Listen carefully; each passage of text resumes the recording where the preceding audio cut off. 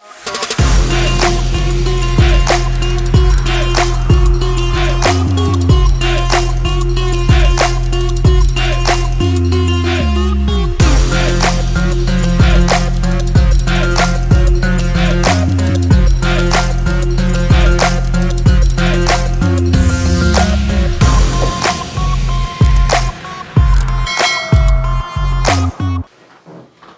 guys, how you doing? This is Coach D once again.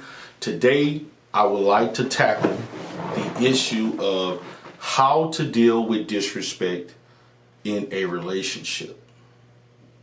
So before I get to that, I think it is important to lament the fact that no one, and I'm going to say absolutely no one, should tolerate disrespect in a relationship. You don't have to tolerate anybody's disrespect, nor should you. And if a person cannot accept the fact that you don't want to be disrespected and they feel like that's a normal way of a relationship, I will encourage you, maybe you need to find someone who respects you better and someone who understands the difference between toxic and non-toxic behaviors in a relationship. So how do you deal with that? Now, as I've kind of talked about things and what I teach, I focus on a lot as far as from a cognitive standpoint going into my counseling, my therapeutic bag.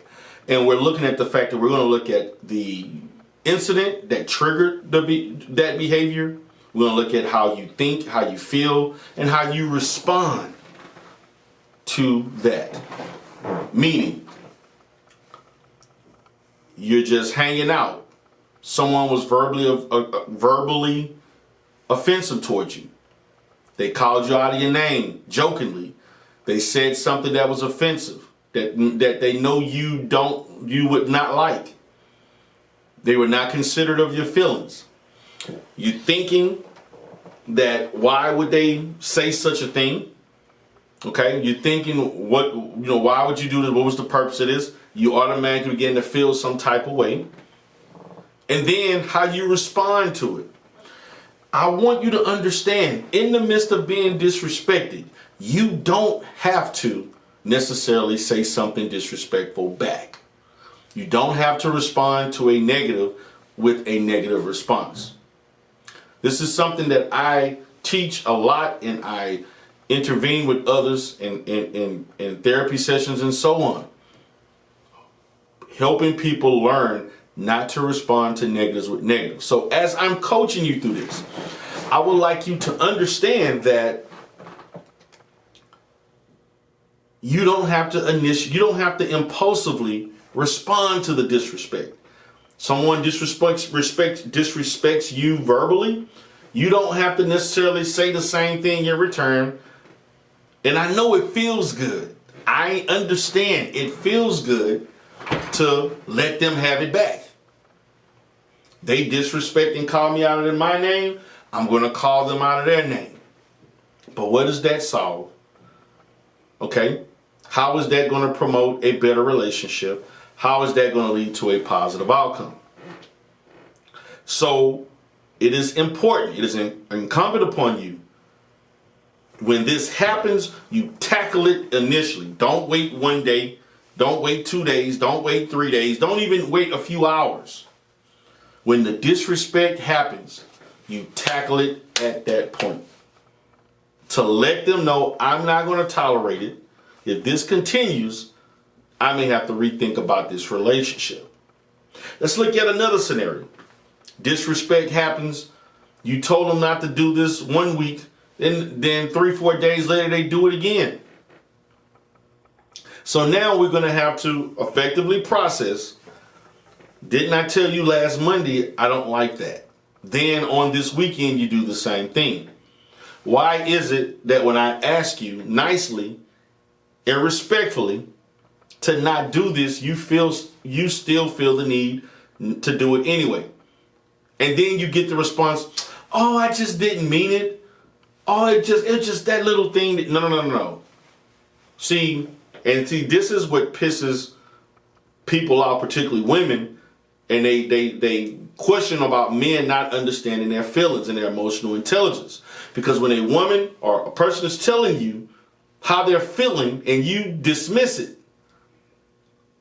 see, the issue is, particularly as men, we have to stop dismissing feelings.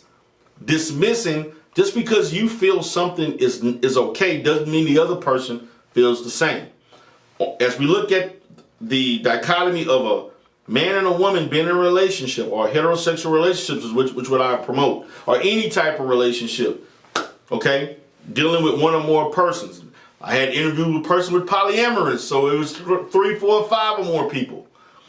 Everybody has to be, it is important that you are somewhat empathetic towards what the other person is doing or saying, implying to you, expressing to you.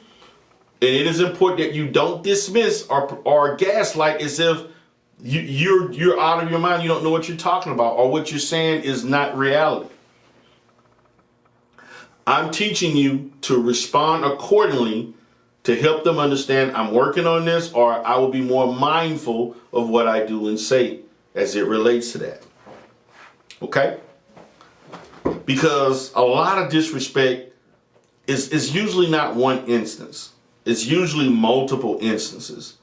And far too many times, a lot of people get fed up, or they get boiling and boiling. When the pot is full of water, they're boiling, it blows over, because they've repressed their thoughts, they've repressed their feelings, and then they repress their true behaviors. They may fake smile, act like they don't hear it, go to the other room and isolate, start playing a video game or an app or something like that, start reading a book, go running. Instead of dealing with the issue, they're finding other means to not deal with the issue. I'm encouraging you to deal directly and confront the person who is engaging in this disrespectful behavior and correct it. And let them understand, I'm not going to put myself through this, as I shouldn't have to tell you as an adult multiple times to stop doing certain things. You should honor my request, and let's move forward. So guys, this is Coach D. Darrell Spears once again, talking about other topics that relates to dating, relationships, marriage, etc. in that realm. Y'all have a great day.